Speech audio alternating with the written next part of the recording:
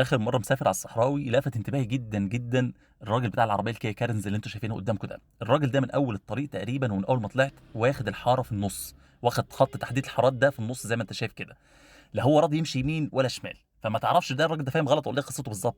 بس هو غالبا واخد الفكر بتاع سواقين الميكروباص اللي تلاقيه ماشي في النص كده ماسك الحاره اليمين والشمال، لا تعرف تعدي منه يمين ولا شمال، حاجز الطريق. طب ليه يا عم تعمل كده؟ ما تفهمش.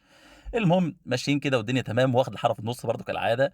وبعدين فجاه ابتدى ربنا يهديه كده وايه وينقل يمشي في حارته مظبوط، قلنا اللهم لك الحمد، خلاص الراجل فهم هو غلطه كان ساهي غالبا. فجاه راح واخد الخط التاني برضه في النص، فاللي هو اسلوب حياه يعني انا اما اخد الخط ده في النص او ده في النص. عدى بتاع المتسوبيشي لانسر، هوب راح واخد هو كمان الخط في النص. فعرفت ان فكر سواقين الميكروباص عامل زي العدوى وانتشر، يعني هو كمان بتاع اللانسر واخد خط في النص.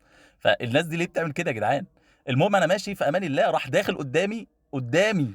انا ما بينيش وبينهم تقريبا 4 5 متر، راح واخد برضه خط في النص قدامي. اللي هو ان جنبي عربيات ورايا عربيات، والنبي لما يكون في ايه انا ما بمشيش غير كده، عاجبكم عاجبكم مش عاجبكم خلاص. خطوره الموقف ده ايه؟ شفت الراجل على اليمين اللي معدي بالعربيه تقريبا الدوج دي؟ الراجل ده ماشي بسرعه عاليه جدا، ده ماشي في حاره مظبوط 100%، وعاوز اللي قدامه يكون ماشي مظبوط 100% لانه ممكن يخبط فيه، لان ده ماشي بسرعه اعلى من سرعه الطريق. فدي خطوره الموقف، ان انت هتعرض نفسك فعلا للخطر وتعرض اللي حواليك للخطر. طب هل انا وهو ماشيين على سرعه بطيئه؟ يعني هل هو مثلا ماشي بيلعب في الحارات في الطريق ماشي بالراحه؟ لا، ما احنا ماشيين 120 130. طيب فكره ان حد ماشي مستهتر على الطريق دي بنشوفها كتير، يعني في وسط البلد انا والله بشوف ناس بتبعت رسائل واتساب وهي سايقه. بس هنقول هو بيعمل ده في اشاره، ماشي على سرعه 30 40 كيلو متر في الساعه. الموضوع خطير، ولكن يعني آه، مش عارف اقول ايه، لا تعليق برضه. لكن ان انت تعمل ده على سرعه 120 130 كيلو متر في الساعه دي كارثه لعده اسباب. اول حاجه ان العربيه ماشيه بسرعه عاليه جدا، فاي غلطه بسيطه آه، ناتجه عن عدم التركيز بتاعك، التاثير بتاعها هيحصل بشكل سريع جدا. يعني لو قلنا على سرعه 30 40 كيلو متر في الساعه، الغلطه تاثيرها هيظهر مثلا بعدها ب 10 ثواني 5 ثواني مثلا يعني، هنا هيظهر في تقريبا اقل من ثانيه واحده.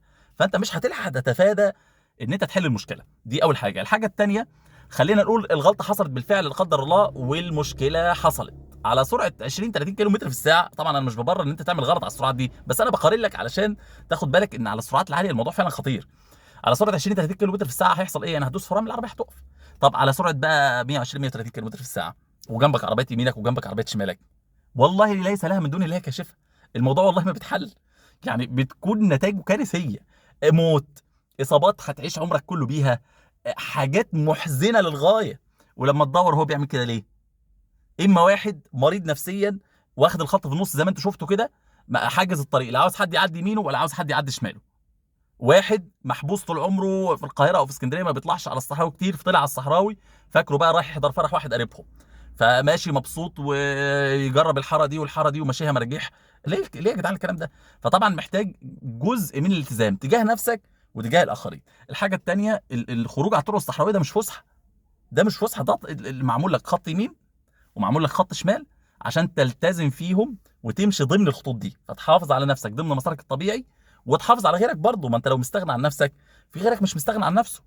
فنحذر يا جماعه من الحاجات دي. الطريق ما شاء الله جميل ومرصوف رصف حلو وخطوط جميله ومعمول فيه كل حاجه حلوه، ولكن تتفاجئ ان ده مش سلوك فردي.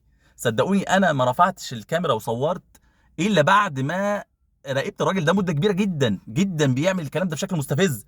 طب سؤال، هل هو لوحده اللي بيعمل كده؟ لا، هو بيعمل كده وبتاع المتسوبيشي لانسر بيعمل كده وسواقين الميكروباص يا راجل ده انا عاوز اقول لك والله واصلين لمرحله ان سواقين الميكروباص بقى عندهم خبره في الطرق وبيعملوا حركات، يعني على الصحراوي بالذات، انا مش بتكلم على جوه البلد، ماشيين على الصحراوي محترمين اكتر من سواقين الملاكي.